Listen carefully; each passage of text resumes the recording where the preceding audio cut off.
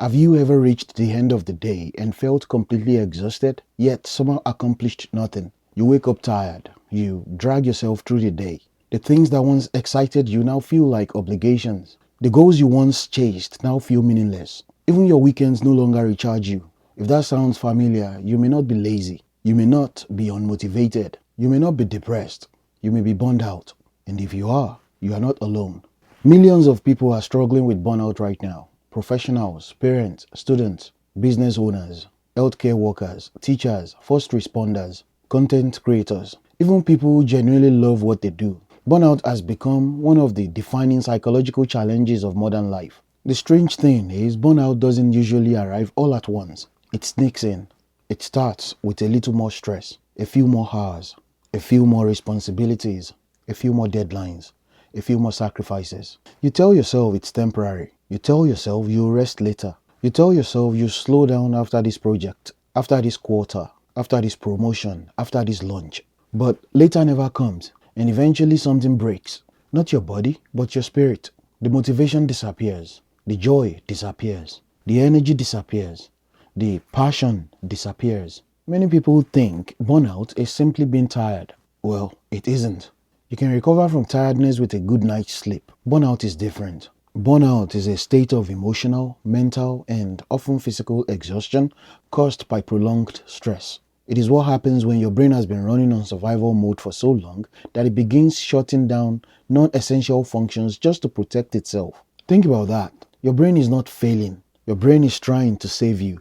The problem is the very systems designed to protect you can eventually make it impossible to function at your best. That is why burnout is such a dangerous enemy. It doesn't just affect productivity. It affects relationships. It affects health. It affects purpose. It affects identity. People who experience burnout often describe feeling detached from their own lives. They go through the motions. They smile when they're supposed to smile. They walk when they're supposed to walk.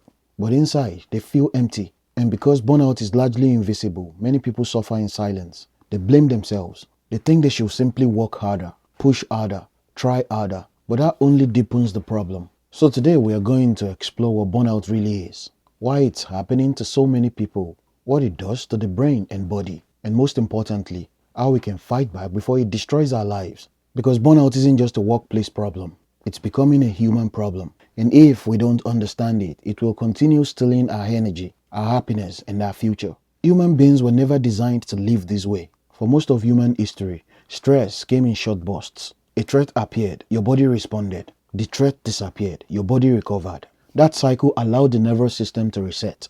But modern life has changed that completely. Today, many people live under constant pressure. Emails never stop. Messages never stop. Notifications never stop. News never stops. Work never truly ends.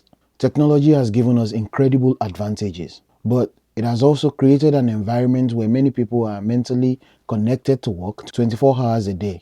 Even when they are physically at home, even when they are on vacation, even when they are lying in bed, their minds are still working, their brains are still anticipating, their nervous systems are still activated, and that constant activation comes at a cost. The human stress response was never designed to run non-stop, yet millions of people are asking their bodies to do exactly that. Then there is the culture of productivity. Many societies have begun measuring human value through achievement. People feel pressure to constantly optimize themselves, work harder, earn more, accomplish more, build more, post more, produce more. The message is subtle but powerful. Your worth depends on your output. That belief is incredibly dangerous because it turns life into an endless race. No achievement is enough. No success feels satisfying. No milestone brings lasting peace. The finish line keeps moving, and eventually people become trapped in a cycle of chronic striving without recovery. Social media has made this worse. Every day we are exposed to carefully curated versions of other people's lives.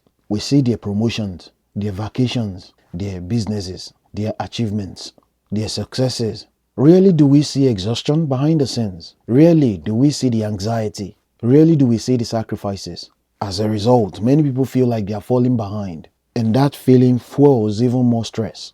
Burnout thrives in environments where expectations rise faster than human capacity. That describes modern life perfectly. The result is a generation that is connected to everything but disconnected from itself. A generation that is constantly busy but increasingly exhausted. A generation that is working harder than ever but often feeling less fulfilled. Burnout isn't just in your head, it changes your entire system. When stress becomes chronic, the brain begins operating differently. The stress hormone, cortisol, remains elevated. The nervous system becomes hyperactive. The brain starts prioritizing survival over growth. This creates a cascade of problems. Memory suffers, concentration suffers, creativity suffers, decision making suffers. People often describe feeling mentally foggy. Simple tasks become difficult. Small problems feel overwhelming. The brain essentially shifts into energy conservation mode.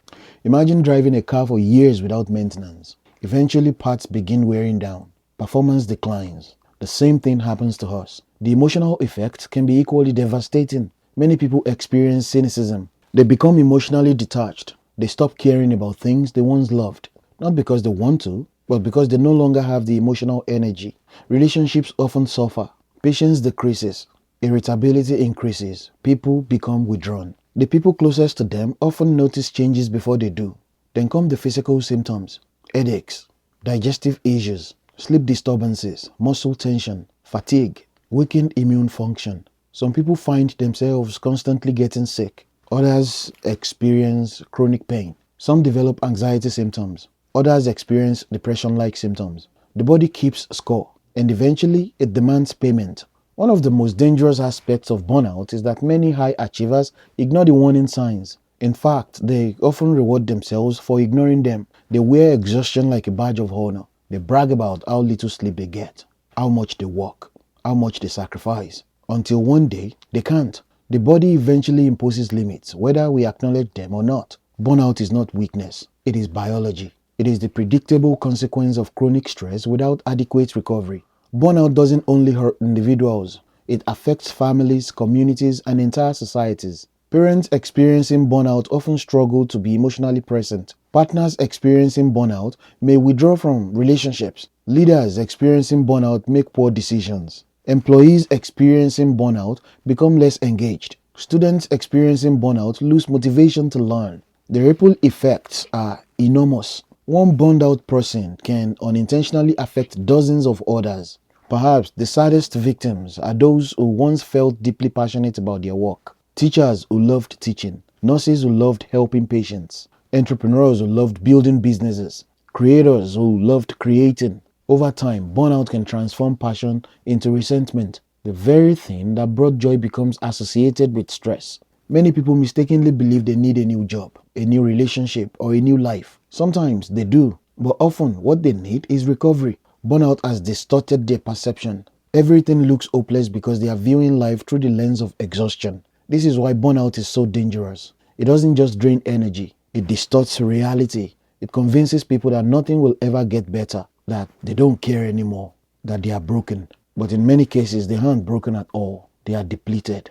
And depletion can be reversed. The good news is that burnout is not a life sentence. Recovery is possible, but it requires honesty. The first step is recognizing the problem.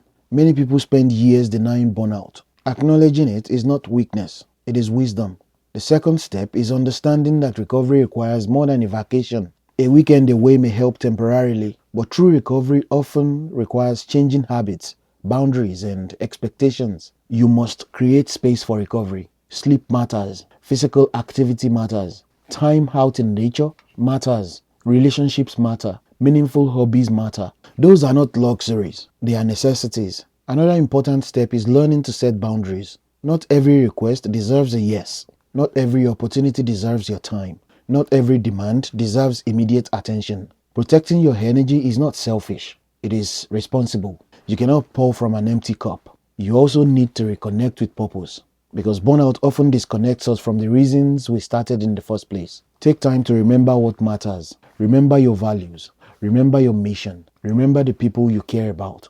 Remember the life you're trying to build, because purpose is one of the strongest antidotes to burnout. Finally, stop measuring your worth solely by productivity. You are more than your job title, more than your income, more than your accomplishment, and more than your output. Human beings are not machines. Machines are designed to produce. Human beings are designed to live. And somewhere along the way, many of us forgot that.